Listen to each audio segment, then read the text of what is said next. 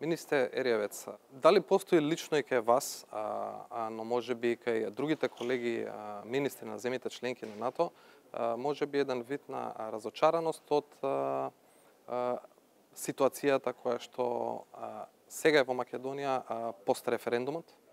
Gotovo bi si želeli, da bi referendum dal še bolj jasen odgovor, vendar je zelo pomembno, da so ljudje, ki so odšli na referendum, bili v deležu 91,4% za to, da se najde trajna rešitev glede imena in tudi so se nekako odločili za euroatlantsko pot. Tako da ponavljam, vse bo odvisno seveda od ljudi, politike in pa od vlade, parlamenta, kakšna bo nadaljna pot Makedonije.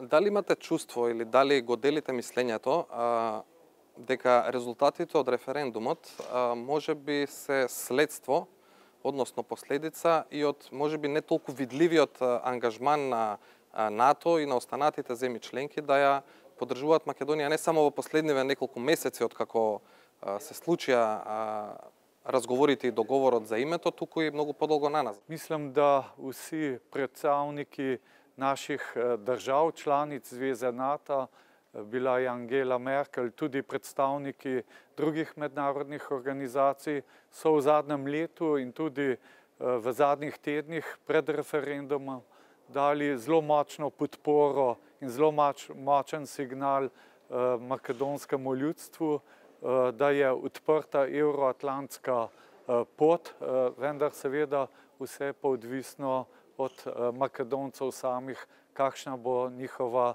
prihodnost. Tako da ocenujem, da ti signali so bili zelo močni in na nek način mislim, da je potrebno tudi pri nadaljnih korakih to podporo, ki jo je dala mednarodna skupnost, izkoristiti za to, da bo Makedonija končno postala tudi polnopravna članica Zveze NATO, zlasti zato, ker vse obrambne reforme so bile upravljene, Makedonija tudi izvaja pomembne naloge v mednarodnih misijah in operacijah, tako da je potrebna ta politična odločitev, da se sprejme znotraj države. Дали ќе продолжи безусловна поддршка на Република Словенија за пристапување на Македонија во НАТО, без разлика и од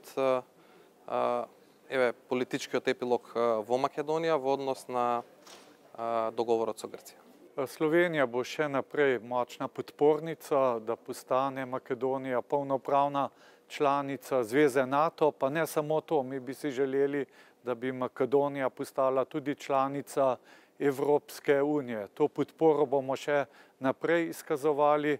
Mislim, da je ta podpora tudi pomembna za to, da pridemo do še bolj stabilne regije. Vemo, da Zahodni Balkan ves čas se pojavljajo določene napetosti in ravno euroatlantska pot je garant za stabilnost regije in tudi za stabilnost in za lepo prihodnost Makedonije.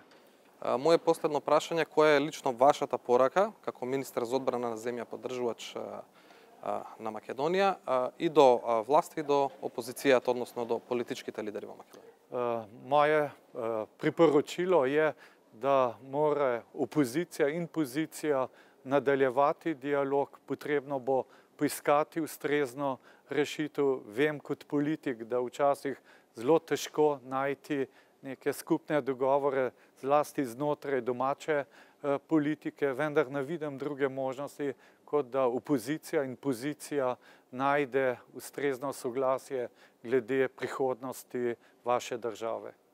Ви благодарам на времето, министр. Hvala tudi vam.